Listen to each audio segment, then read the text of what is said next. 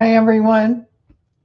It's just a few seconds early, but why wait?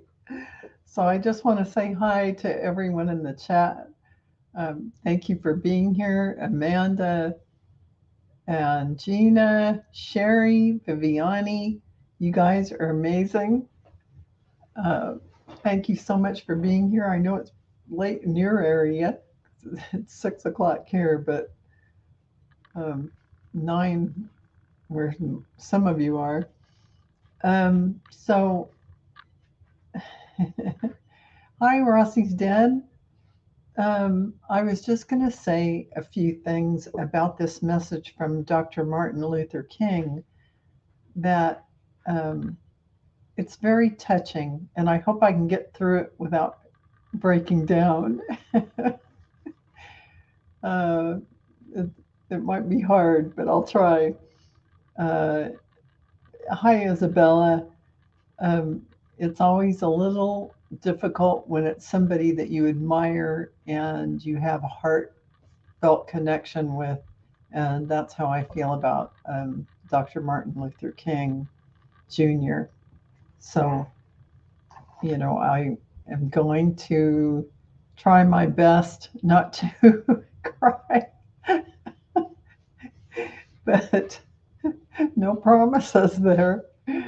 Um, I was just rereading it to myself and broke down, so I'll give it a go. But it's a beautiful message and something I think we all need to hear. Um, so, without further ado, I'll begin the transmission. Yes, I do have a message, and I'm glad you called upon me today. Humanity's threshold of tolerance is shifting right now, to be sure. This is meant to push the envelope enough to purge and expose the level of intolerance so that the light of divine source will shine upon it. This will set free those who have been enculturated and indoctrinated to believe false stories of others. This is shifting and will continue to be purging in the next 5 to 7 years. I have a dream that this world will live in peace and harmony. I know now that my dream is being fulfilled. There will be peace and love upon the earth, and the way to get there is through love and kindness, treating others with respect and love as you wish for yourself or your children to be treated. This is going to unfold because in my lifetime I planted the seeds of peace, harmony, and loving coexistence within mankind. I am thrilled to see that this has never died in the hearts of many on the planet today. Many of you were children when I was preaching, and you saw through television my work, and many of you were seated with that knowledge and desire of peace, love, and tolerance. Today, those children are grandparents who have raised their children well. Their grandchildren are the most tolerant, loving, and inclusive generation yet. I am filled with hope and love that these children who will have the next generation that won't know intolerance, they may only read about it in history books because it will be a thing of the past. Love and tolerance will reign the earth. The dream I held the space for is happening now. Never doubt it. This is the promised land coming in this now. Be thankful and believe we are on the way to that destination right now.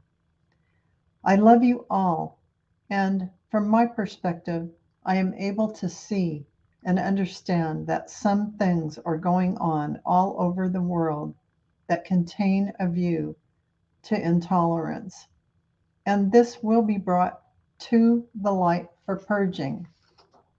This is a promise to you that this is so. I have a front row seat. Believe the shift is powered by divine source within the light workers now on the planet.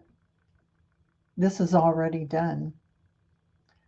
Sending my deepest love and joy to you all. This is Dr. Martin Luther King Jr.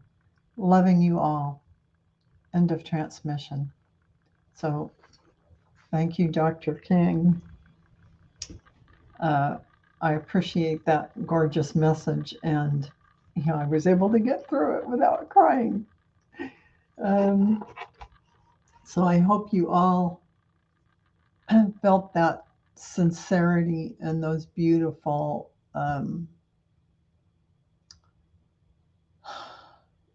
words that gather together his thoughts of what is going on now, so that we can see through his eyes, and have a view to the future in a way that we can understand this view we see right now in the world will not be the end result.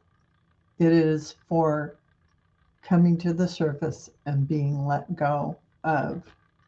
So I thank you all for being here. I really appreciate you being here. Yeah, it was a beautiful message, Rossi's Den. Thank you. I really got a lot of hope out of it as well. And yeah, it's just a 5-minute show. Well, 7 minutes because I came on a little early, but I did just done. This is my 3rd show today. So, but I wanted to get Dr. King's message out, and yeah, I really admire him. And I was one of those children who watched him on TV giving his I Have a Dream speech. And I also, man, if I talk about this, I'm gonna start crying. Never mind. We'll have to do that on another day. But it meant a lot to me, because really I had parents who pointed to Dr. King, and they were, if my parents were the type, they would have been out there doing the civil rights marches with him. But they definitely were armchair cheerleaders. Let me put it to you that way. They admired him, and that is what I got filtered into me as I was watching him. But I was inspired like crazy just listening to his speech, that one beautiful I Have a Dream speech that, still today, if I hear it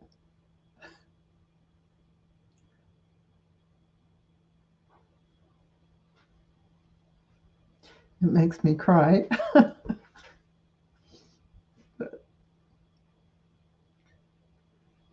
I almost got through this without crying. But anyway, I thank you all for being here. Joji, Nancy, thank you for being here. Jules Niner, Rose Blue, Viviani, Gina, Amanda, Carol. Oh, you guys, Sherry, you guys are awesome. Rossi's Den. You guys make me feel so much better that I can deliver these with an audience. And I appreciate you so much. It definitely means a lot to me, and I thank you so much for being here. And until the next one, possibly tomorrow, I'll say good night to you all, and I hope you have a wonderful evening and have a good night's sleep tonight. And I'll see you tomorrow. Mwah. My love to you all. Bye bye.